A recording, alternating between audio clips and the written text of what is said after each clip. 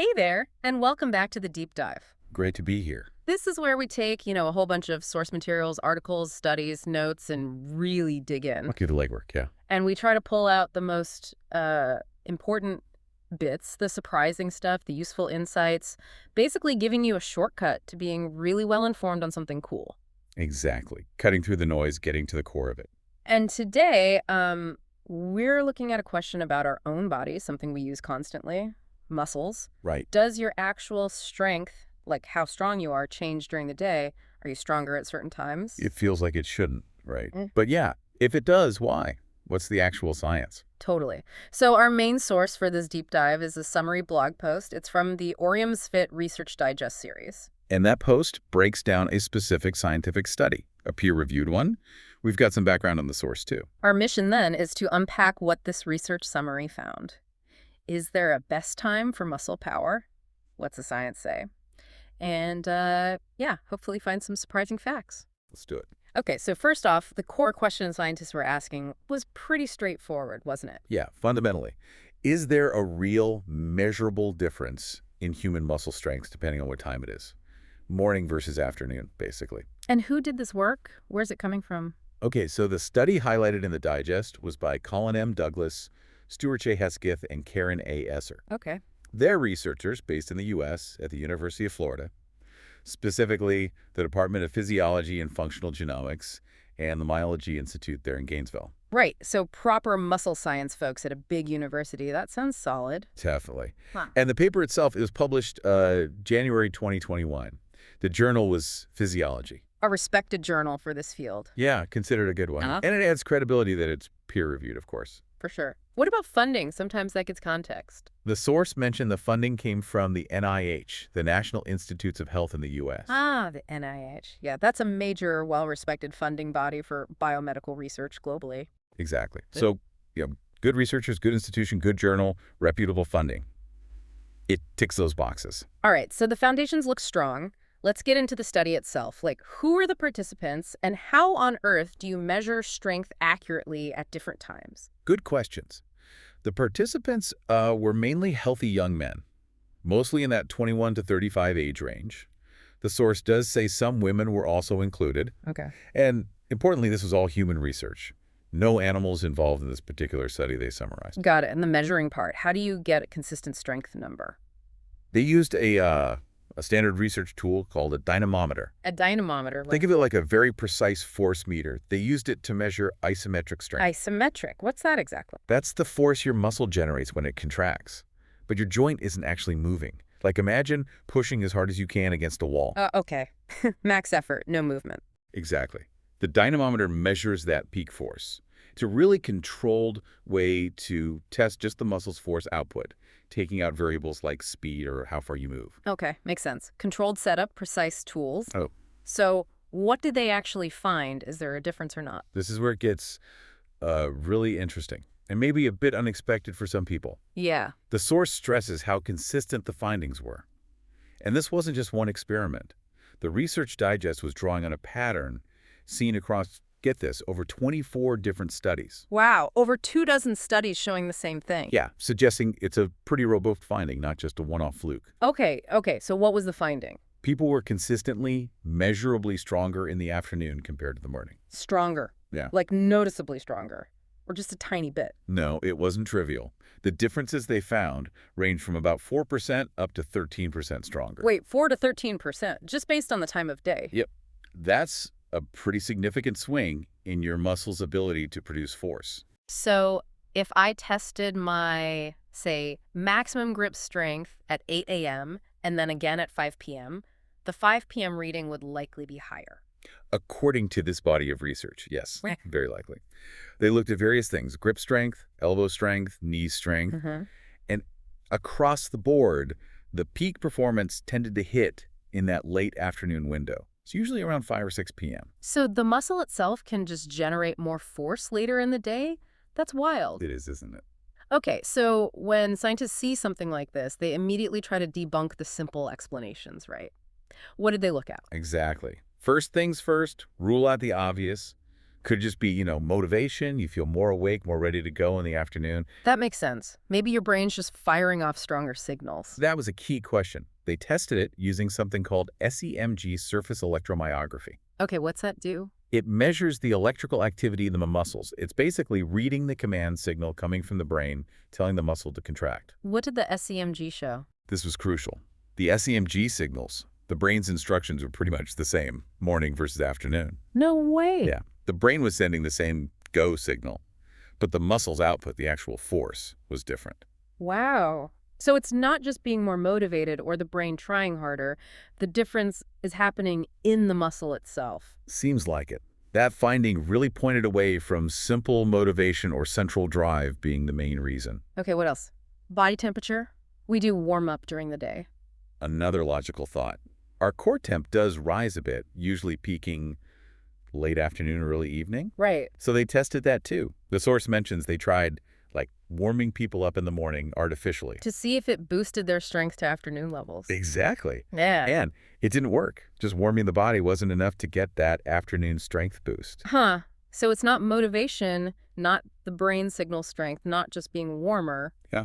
What is it then? What did the science point to? This is the coolest part, I think. The research strongly suggests it's down to the muscle's own internal biological clock. Wait, the muscle has its own clock, separate from the main one in our brain? Pretty much. We have that master clock in the brain, the hypothalamus, controlling sleep-wake cycles. Right. But almost every cell, every tissue in our body, including our muscles, has its own set of clock genes, its own peripheral circadian rhythm machinery. Seriously, muscles have clocks. Yeah, they're packed with them. And these clocks help the cells anticipate the 24-hour cycle and kind of optimize functions for certain times. Okay, mine's slightly blown. So this muscle clock, how does it actually make the muscle stronger then? What's going on inside the muscle fibers? So based on what the source digests from the study, this internal muscle clock seems to directly tune some really fundamental cellular processes needed for contraction. Like what kind of processes? Think about what a muscle needs to do to contract powerfully. It needs to handle calcium really well. Calcium ions are like the trigger. The clock seems to affect how efficiently the muscle fibers manage that calcium at different times. It also seems to influence things related to how quickly the fibers can build up tension and how effectively they fire. So the internal clock is basically like tuning the muscle's engine for peak performance at a certain time of day. That's a great analogy, yeah. It's not just that the engine is warm, it's that the timing, the fuel injection, the spark plugs, the internal mechanisms are literally working more efficiently during that late afternoon window. So the muscle is biologically just better at its job then? That's what the evidence strongly points towards. The inherent capability of the muscle fiber seems to be rhythmically modulated by its own clock, more ready for max force. Okay, that is genuinely surprising. So let's bring this back to the listener. Why should knowing this actually matter to, everyday life? Right, the practical side. Well, it suggests that when you do physical stuff, it might actually make a difference. If you're an athlete training or someone lifting weights, or even if you have a physically demanding job or just heavy chores, timing those activities might tap into this natural rhythm. So if I want to set a personal best on a lift, or maybe tackle moving that heavy sofa. Or even just do the toughest part of your gardening. Yeah, there might actually be a science-based reason to aim for the late afternoon. Potentially, yeah. It doesn't mean morning workouts are bad. Lots of people thrive on them. But this science suggests your muscles might have a bit more potential force available later on. It adds a when factor to consider, alongside the how. And consistency probably plays a role too, if you always train at the same time. It could. I mean, if you consistently train, say, 3 times a week in that 4 p.m. to 8 p.m. window, you might be consistently tapping into that potential for 13% extra strength capacity. Which, over time, might lead to different results compared to always training at 7 a.m. Theoretically, yes. It's something interesting to consider for your routine based on this physiology. Now, the source material, the blog post, also mentioned a possible link to EMS technology, electrical muscle stimulation. How does that connect? Yeah, it's important to stress that the study itself didn't test EMS. This is more about connecting the dots. Yeah. EMS works by using electrical pulses to make muscles contract, right? Right. So if we know muscles have this internal clock, making them naturally better at the processes of contraction, calcium handling, tension building in the afternoon, then the idea is maybe using an EMS device during that same window when the muscle is already biologically primed, could potentially complement that natural peak. So not that EMS creates the peak, but using it during the natural peak might make the EMS session itself more effective. That's the hypothetical link the source suggests exploring. Yep. It's logical based on the underlying muscle clock findings. If you're using EMS, trying it consistently in that, say, 4 to 8 p.m. time frame might interact favorably with the muscle's natural rhythm. Okay, interesting. So for people using or curious about EMS, this gives a potential scientific rationale for timing their sessions. Exactly. The source basically suggests trying it consistently later in the day and seeing how your body responds. Pay attention to the timing. And all this insight comes via that Oriems Fit Research Digest blog series we mentioned. Yeah, that's our primary source for this breakdown. And their whole goal, as described, is to take real peer-reviewed science from places like PubMed or society journals and make it easy to understand and learn from. Which is super valuable. And they link to the original studies, too. They do, yeah. Yeah. Which is great for transparency if you want to go deeper. And this blog comes from Oriems Fit, an Australian brand. The source gave a bit of background on them. Yeah, they make wellness products, EMS, massage guns, eye massagers, something called a neck theater, things related to performance and recovery. So Yeah. summarizing this kind of research fits their focus. And they've gotten some recognition, too, right? They have, yeah. Named Best Product of the Year by productreview.com.au, which is a big deal in Australia for both 2024 and 2025. Wow, 2 years running. Yeah, against apparently over 68,000 nominees, so that suggests users are pretty happy. That's impressive. And that neck theater thing went viral. Apparently so. The source mentioned the hashtag neck theater, hitting over 17 million views on TikTok and Instagram. So, yeah, quite a bit of global buzz around that one. So a wellness tech brand, sharing science, getting awards, big online community. That seems to be the picture. And crucially, the source includes, and we should reiterate, the disclaimers. Absolutely. Very important. Oriems Fit states clearly, Yeah. They don't make medical claims, their products aren't medical devices, their team aren't doctors giving medical advice. Right. This research summary and others they share, it's purely for information and education, learning about the science. Essential distinction. They're providing cool info to think about, which leads nicely to, thinking about your own experience. The source asks a great question for you, the listener. Yeah. When do you feel strongest? Have you noticed patterns?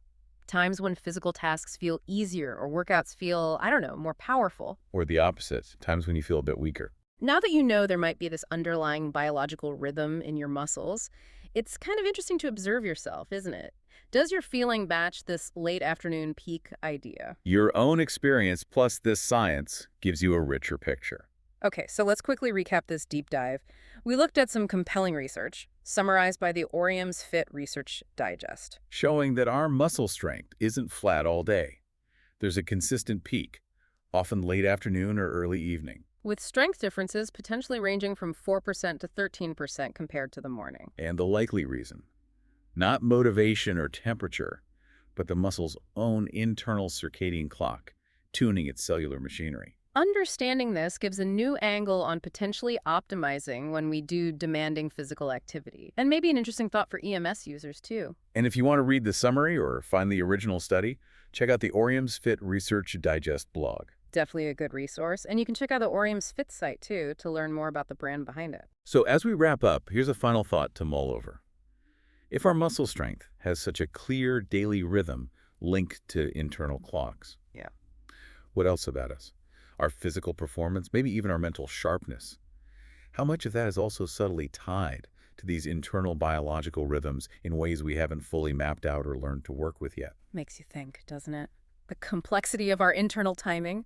Thanks so much for joining us for this deep dive into muscle strength and body clocks. I hope it gave you some fascinating things to consider about your own daily rhythm.